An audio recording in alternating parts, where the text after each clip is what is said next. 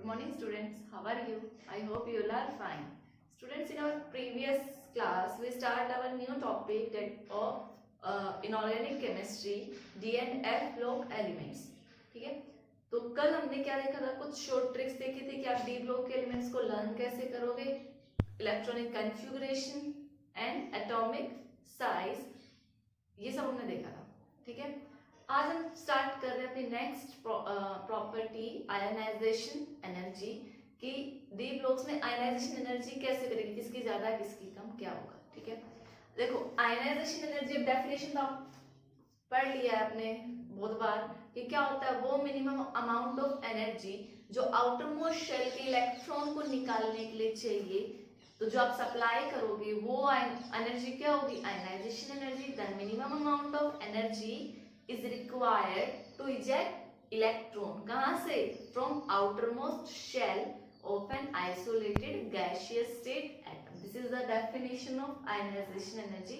Already हम बहुत बार लिख चुके हैं. ठीक है, तो अब ionization energy का अगर देखें तो बताओ जितना बड़ा साइज होगा एटम का, ये न्यूक्लियस है भाई, इलेक्ट्रॉन यहाँ है तो दूर है, तो इस इलेक्ट्रॉन का न्यूक्लियस के साथ अट्रैक्शन है नहीं, तो आप एनर्जी सप्लाई करोगे, इलेक्ट्रॉन क्या होगा, इजीली रिमूव हो जाएगा.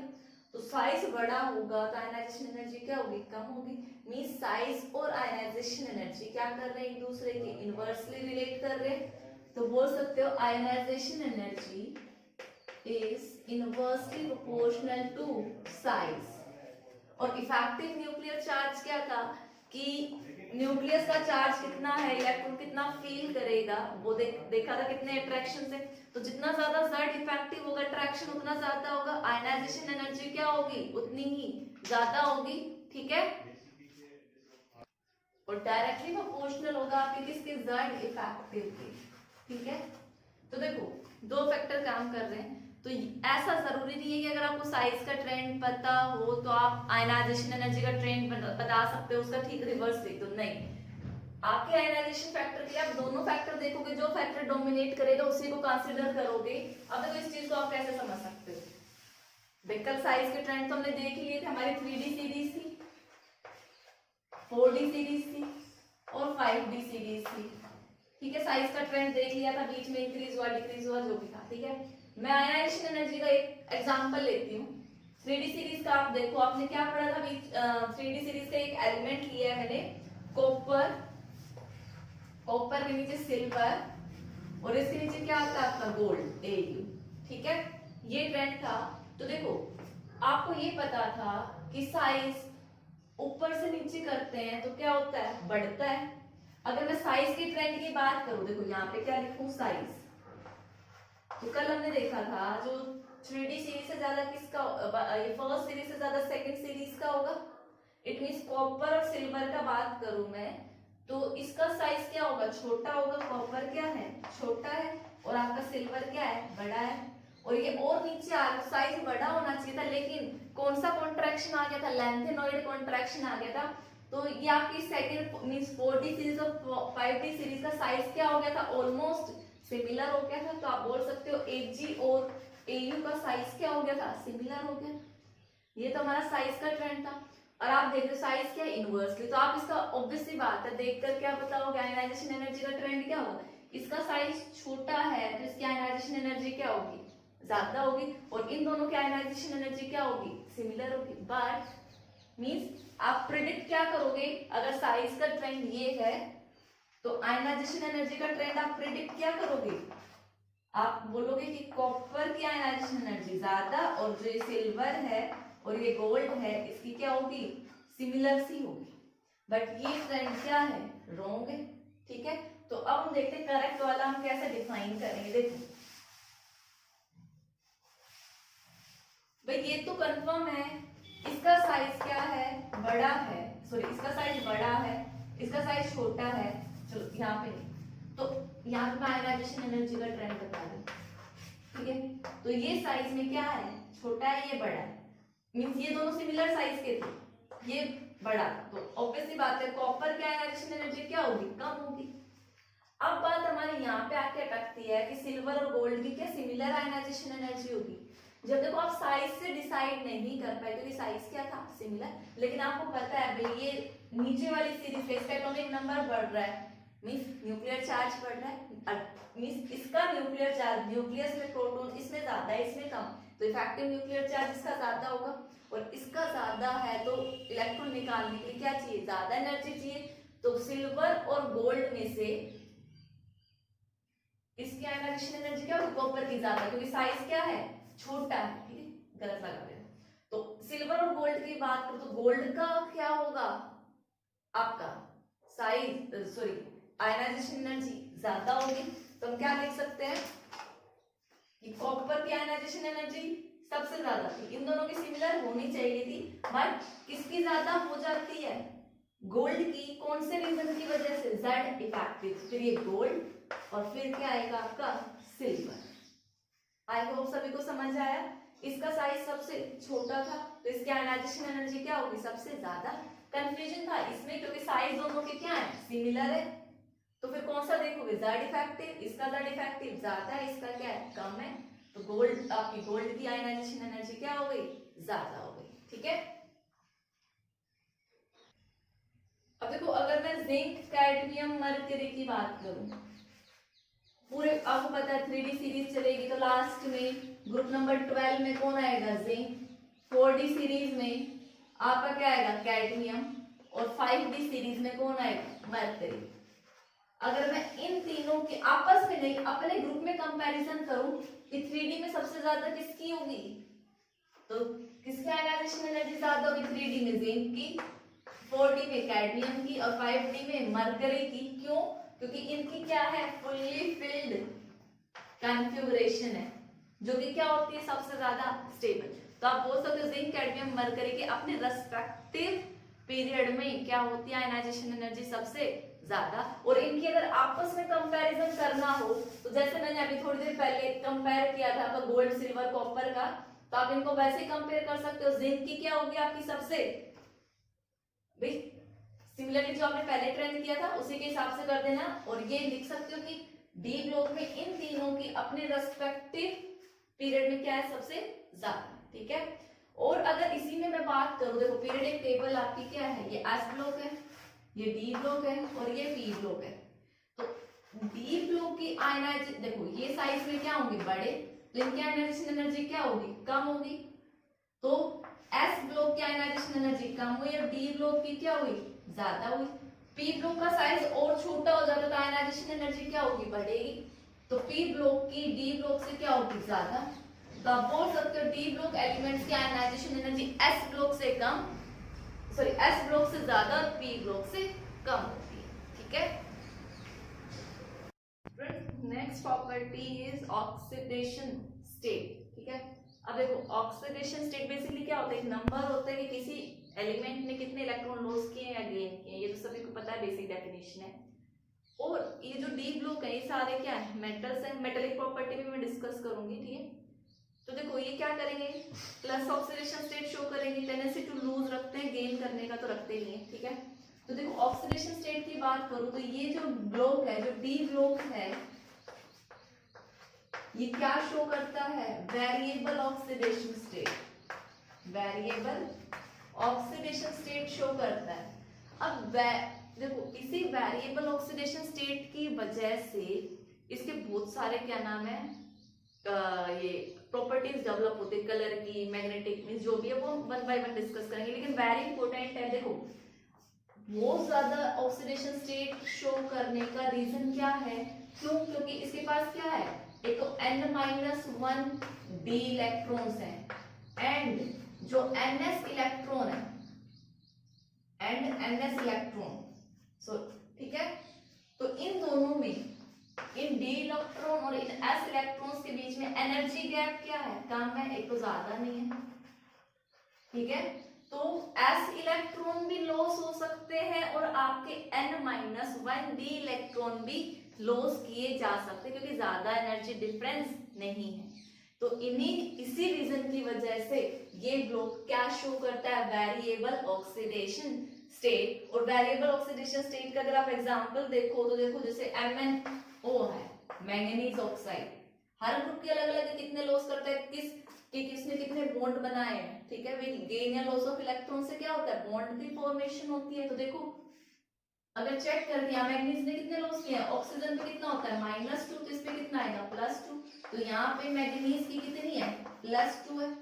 अगर मैं MnO2 की बात करूं तो एक ऑक्सीजन पे -2 होता है, कितना आया +-4, इस पे कितना माना x, तो कितना है x - 4 = 0। x कितना आया 4, मींस यहाँ पर मैग्नीशियम की कितनी है +4 ऑक्सीडेशन स्टेट है। तो ये वेरिएबल ऑक्सीडेशन, ये क्वेश्चन इस ईयर आया था, कोई एग्जांपल पर्टिकुलर लेके लिखा हुआ था कि ये, या ऐसे मान लो कि d block element, why d block element show variable oxidation state. तो the reason is that they having n-1 d electrons as well as ns electron which have small, means the difference between these two electrons energy levels are less, so both electrons can be lost easily. तो ये क्या show करेगी, variable oxidation state, the reason is that, ठीक है। तो ये थी आपकी प्रॉपर्टी ऑक्सीडेशन स्टेट। अब हम डिस्कस करेंगे डेंसिटी, तो आप पहले इसको नोट डाउन करो। देखो डेंसिटी की अगर मैं बात करूं तो डी ब्लॉक्स की as compared to S block density बताओ कम होगी या ज्यादा होगी, खुद सोचो। डेंसिटी क्या होती है, density is equal to mass by volume, ठीक है। तो देखो भाई इधर एस ब्लॉक है और फिर आपके डी ब्लॉक है, इनका साइज बड़ा है, मींस एटॉमिक वॉल्यूम ज्यादा होगा, तो डेंसिटी क्या होगी एस ब्लॉक की कम होगी। और आपके जो डी ब्लॉक है इनका साइज क्या है आपका as compared to S block क्या है, छोटा है, तो size by volume atomic volume क्या होगा कम होगा, तो डेंसिटी ज्यादा। तो आप बोल सकते हो डी ब्लॉक की एस ब्लॉक के कंपैरिजन में, या ब्लॉक लिख लेना, और ये एस ब्लॉक डी की डेंसिटी क्या होगी ज्यादा होगी। तो ये तो बात हो गई कंपैरिजन की। अब मैं with in the D block की बात करूं कि डी ब्लॉक में देखो कहां से शुरुआत थी, ग्रुप नंबर 3 4 5 6 7 8 9 10 11 और 12, ये एलिमेंट्स थे आपके 10। तो देखो मींस जो डेंसिटी है भाई इंक्रीज करेगी, ये डी ब्लॉक की ज्यादा बोली। तो देखो जनरल ट्रेंड क्या होता है भाई, वो थोड़ी बहुत वेरिएशन चलती है जो हमने साइज का देखा, बट जनरली हम साइज और मास की दोनों की लेके चले तो यहाँ से यहाँ साइज क्या था डिक्रीज, तो डेंसिटी क्या होगी यहाँ से यहाँ मूव करने पे ग्रुप नंबर 3 to 11 तक तो डेंसिटी क्या होगी इंक्रीज होगी। बट ग्रुप नंबर 12 जिसमें जिंक कैडमियम मरकरी आते हैं, इनकी डेंसिटी मींस ग्रुप नंबर 11 से 12 जब आप मूव करोगे तो डेंसिटी क्या होगी डिक्रीज होगी। कोई बता सकता है क्या होगा, रीजन क्या है, क्यों? क्योंकि देखो जिंक वाले केस में हमने क्या पढ़ा था, साइज का ज्यादा वेरिएशन पढ़ा था। देखो यहां से यहां आए थे तो साइज डिक्रीज हो रहा था, यहां से यहां ज्यादा डिक्रीज हुआ था, फिर थोड़ा कांस्टेंट सा चला था, और यहाँ के ऑटोमेटिकली साइज क्या हुआ था, आप बोलोगे जब आपने ग्रुप नंबर 11 to 12 मूव किया तो आपका साइज क्या हुआ है इंक्रीज हुआ है। साइज इंक्रीज होने से एटॉमिक वॉल्यूम क्या हुआ भाई, साइज बढ़ा तो वॉल्यूम भी बढ़ेगा, और वॉल्यूम बढ़ा तो डेंसिटी क्या होगी कम होगी। तो ये आपको याद रखना है, 3 to 11 डेंसिटी इंक्रीज करती है, उसके बाद 11 to 12 डेंसिटी डिक्रीज करती है। ये किसकी वजह से, साइज इंक्रीज की वजह से, ठीक है स्टूडेंट्स। अगर मैं डी ब्लॉक में सबसे हाईएस्ट डेंसिटी की बात करूं, डी ब्लॉक की आप पीरियोडिक टेबल का भी बोल सकते हो, ठीक है। तो जो इरिडियम है IR, iridium has highest density, D block में हाईएस्ट डेंसिटी, और हम इरिडियम और ओस्मियम ठीक है कि ऑलमोस्ट सिमिलर ही मान लेते हैं। अगर मैं वैल्यू दूं तो इरिडियम की जो डेंसिटी की वैल्यू है वो आपकी है कितनी 22.66 ग्राम पर सेंटीमीटर क्यूब, ठीक है। और अगर मैं ओस्मियम की बात करूं तो इसकी है 22.59, तो आप देख रहे हो ज्यादा डिफरेंस नहीं है। तो फर्स्ट केस में तो इरिडियम में आएगा, बट कुछ बुक्स में ये भी लिखा है कि इरिडियम और ओस्मियम की क्या है सेम। और अगर मैं डी ब्लॉक में सबसे कम की बात करूं तो स्कैंडियम की क्या है डेंसिटी, सबसे लो डेंसिटी है, और इसकी वैल्यू की मैं बात करूं स्कैंडियम की तो कितनी है आपकी 3.43 43 ग्राम पर सेंटीमीटर क्यूब। ठीक है, तो पीरियोडिक टेबल में इरिडियम ऑस्मियम की सबसे ज्यादा, स्कैंडियम की सबसे कम डी ब्लॉक एलिमेंट्स में नोट डाउन करो। Students next character is metallic character. तो जो डी ब्लॉक एलिमेंट्स हैं, पता है आपको, एस ब्लॉक और पी ब्लॉक के बीच में आते हैं। एस ब्लॉक आपके मेटल्स हैं, पी ब्लॉक में हम किधर मूव कर रहे हैं, metal to non metal move कर रहे हैं, बीच की स्टेज आपकी डी ब्लॉक है। तो जनरली जो डी ब्लॉक एलिमेंट्स हैं वो भी सारे क्या हैं, मेटल ही है। क्यों? क्योंकि ये दे show all properties of metal. क्यों? क्योंकि डी ब्लॉक सारी प्रॉपर्टी शो करते हैं कि वो मेटल है, उनका लस्ट्रस है, हार्ड है, इलेक्ट्रिकल कंडक्टिविटी है, डक्टाइल है। ठीक है, तो ये सारी प्रॉपर्टीज की वजह से डी ब्लॉक क्या है, सॉलिड है। मेटल जनरली सॉलिड होते हैं। ठीक है, लेकिन याद रखना ये सारे all D block elements are show metallic character, that's why they are metal. ठीक है, in nature, metallic in nature. लेकिन जो जिंक सॉरी मरकरी है, ये याद रखना, बाकी सारे डी ब्लॉक सॉलिड होंगे, लेकिन ये जो मरकरी है ये क्या होता है, आपका लिक्विड होता है। ये सभी को पता भी होगा। ठीक है, तो ये था आपका मेटालिक कैरेक्टर के बारे में। अब जो नेक्स्ट डिस्कस करेंगे वो हम करेंगे, चलो पहले मैं मेटालिक कैरेक्टर का रीजन देती हूँ। ठीक है, इतना नोट करो। तो देखो मेटालिक कैरेक्टर का रीजन जो है, बेसिकली देखो इन दो रीजन है क्यों ये मेटालिक कैरेक्टर शो करते हैं। ये तो हमने सिंपली बोल दिया कि मेटल के जैसी प्रॉपर्टी, लेकिन क्यों है वो देखो। क्यों? क्योंकि एक तो इनकी क्या है, लो आयनाइजेशन एनर्जी भी इतनी ज्यादा नहीं है, क्योंकि पी ब्लॉक का साइज सबसे छोटा होता है, तो उनकी आयनाइजेशन एनर्जी ज्यादा है, तो इसको हम क्या मानेंगे, लो ही आयनाइजेशन एनर्जी। और दूसरा फैक्टर मैं बात करूं, इनके पास क्या है, number of unpaired electron. Unpaired electron, भाई एक मेटल है उसके पास अनपेयर्ड इलेक्ट्रॉन, ये दूसरा मेटल है इसके पास अनपेयर्ड इलेक्ट्रॉन, तो क्या करना चाहेगा, भाई बॉन्ड बनाना चाहेगा, पेयरिंग करना चाहेगा। मेटल मेटल पेयरिंग करें तो कौन सा बॉन्ड बनेगा, मेटालिक बॉन्ड बनेगा। बेसिकली मेटालिक बॉन्ड है क्या, वो मैं डिस्कस करूंगी कैसे बनते हैं।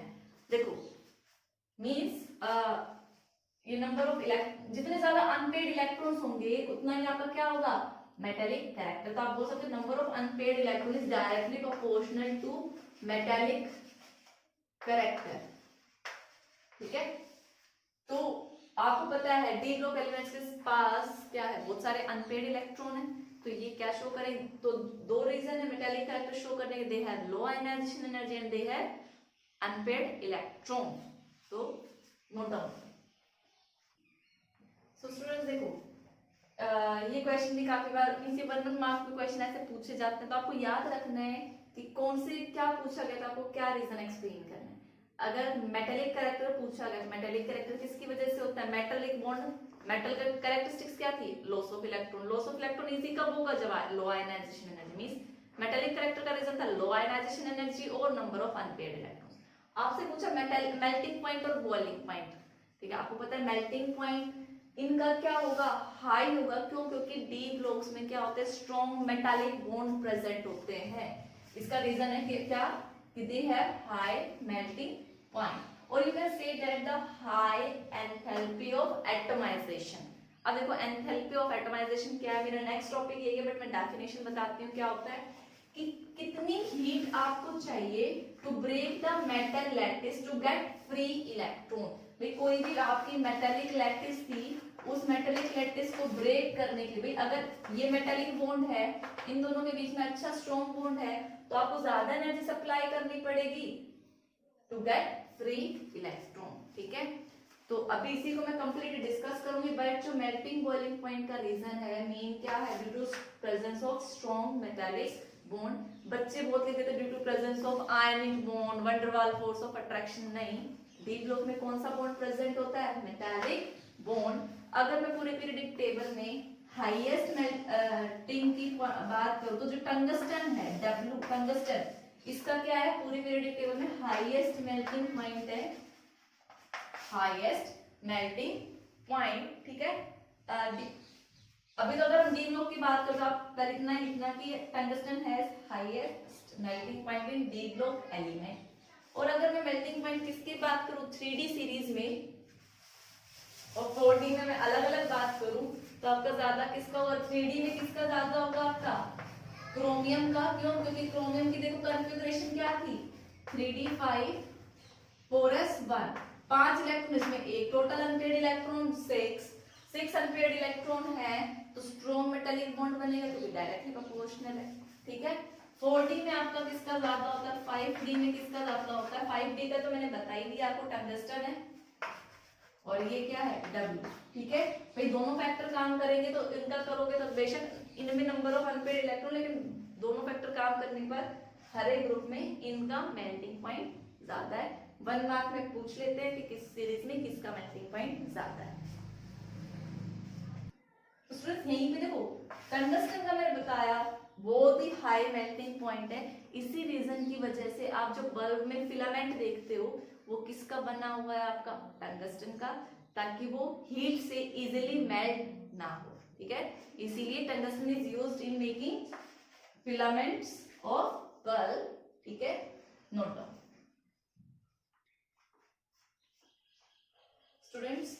देखो अगर एंथैल्पी ऑफ एटमाइजेशन जो मैंने बोला था कि हम उसके बाद डिस्कस करें, तो देखो पर्टिकुलरली ये क्या है, वो एंथैल्पी में चेंज है, एंथैल्पी चेंज। मैंने कंपाउंड लिखे हैं, मेटालिक बॉन्ड या मैं कुछ डिस्कस नहीं कर, मैं जनरल बात कर रही हूँ कि किसी भी कंपाउंड के बॉन्ड्स को तोड़ने के लिए, ताकि वो कंपाउंड्स क्या हो जाए, फ्री हो जाए, तो इस प्रोसेस में जो चेंज आएगा एंथैल्पी में, वही क्या है, हमारी एंथैल्पी ऑफ एटमाइजेशन। देखो किसमें कन्वर्ट कर रही हूं मैं, कंपाउंड को जो बॉन्ड तोड़ के किसमें कन्वर्ट कर रही हूँ, इंडिविजुअल एटम में, इसीलिए हमने लिखा है एंथैल्पी का मतलब एनर्जी, एटमाइजेशन का मतलब कंपाउंड को एटम में कन्वर्ट करने के लिए जो एनर्जी का चेंज आएगा वही क्या होगी, एंथैल्पी ऑफ एटमाइजेशन। तो देखो डी ग्रुप में बेसिकली आपके मेटल्स है, मेटल क्या करते हैं, टेंडेंसी टू लूज इलेक्ट्रॉन। अब कोई भी मेटल का एग्जांपल ले लो, लाइक आयरन ले लिया आपने, मैं एम लिख लो या आयरन लिख लो, कोई वो नहीं है।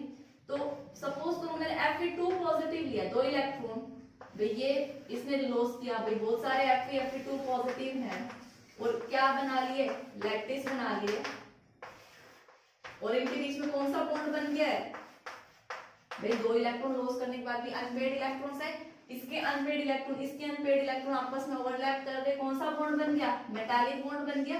तो ये सब मेटालिक बॉन्ड की उससे क्या है, हेल्ड है, और इन्होंने इलेक्ट्रॉन लॉस किए हैं। तो देखो इलेक्ट्रॉन अगर लॉस किया तो भैया आपकी सपोज करो Fe2 पॉजिटिव मैंने बना दिया, ये आपकी एक लैटिस बन गई, और ये जो चारों तरफ है, जो मैं पिंक कलर से दिखा रही हूँ, यहाँ पे क्या कर रहे हैं, इलेक्ट्रॉन मूव कर रहे हैं, तो आप बोल सकते हैं ये सारा क्या है, क्योंकि इन्होंने इलेक्ट्रॉन लॉस किया, ये क्या है आपका इलेक्ट्रॉन क्लाउड। ठीक है, और ये आपके क्या है, इसको हम क्या बोलते हैं, कर्नल बोलते हैं। ठीक है, पॉजिटिव चार्ज वाले क्या बोलेंगे, कर्नल बोलेंगे, ये इलेक्ट्रॉन क्लाउड, और ये इनके बीच में ये कौन सा बॉन्ड है, मेटालिक बॉन्ड। अब देखो आप बाहर से एनर्जी सप्लाई करोगे, ये मेटालिक बॉन्ड टूट जाए और ये Fe एटम अलग अलग हो जाए, तो जो आप एनर्जी सप्लाई करोगे वो क्या होगी, एंथैल्पी ऑफ एटमाइजेशन, कि उसको तोड़ने के लिए लैटिस को आप किसमें कन्वर्ट कर रहे हो, इंडिविजुअल एटम में कन्वर्ट कर रहे हो। आई होप सभी को समझ में आया होगा। अब देखो अगर मैं 3D सीरीज की बात करूं, मैं यहीं पे बना देती हूँ, रुको पहले आप इतना नोट करो।